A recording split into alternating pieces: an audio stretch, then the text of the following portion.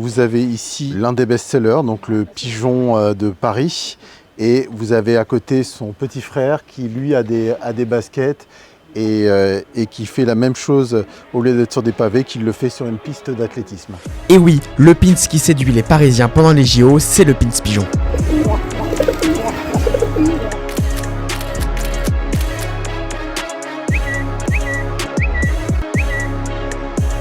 Il est produit dans cet atelier de Massy Palaiseau, fournisseur officiel des boutiques de Paris 2024, qui a déjà imprimé 3 millions de pins pour les JO. Pigeon. Là. Vous avez une idée pourquoi c'est un best-seller absolu ou pas du tout?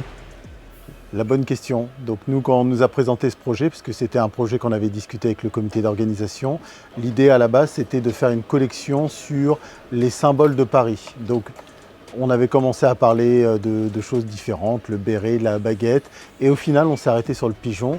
Et aujourd'hui je pense que ça, le côté sympa pour les Parisiens, c'est que ça leur parle. Le pigeon il est partout à Paris et c'est quand même un des emblèmes de Paris. Le pigeon c'est notre 5e meilleure référence, mais on en a vendu plusieurs milliers, voire on doit être à peu près à 20 000, et il nous en reste encore en stock, donc vous pouvez encore en commander.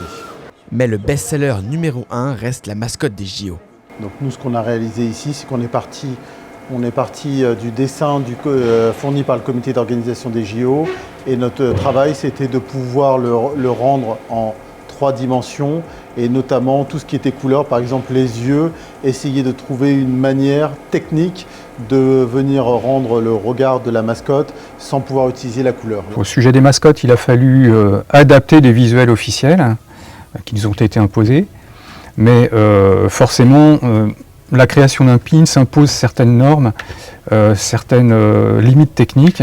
Là, on le voit en grossissant à l'écran, il a vraiment fallu épaissir les jambes. Ouais, sinon ça allait disparaître. Et c'était tout simplement pas réalisable.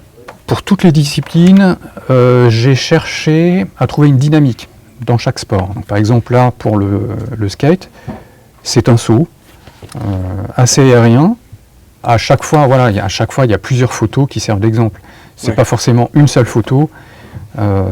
J'adapte en fait pour le pins et je prends plusieurs photos comme modèle. Ça c'est le résultat final, c'est ça? Ça c'est le résultat final, oui.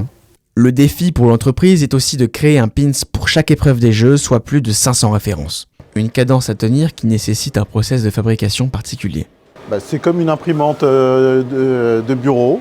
Vous mettez votre feuille qui sont des pins et derrière vous venez imprimer avec des gouttelettes d'encre et vous venez avec une lampe UV venir sécher le dessus et c'est exactement comme une imprimante de maison en plus perfectionné.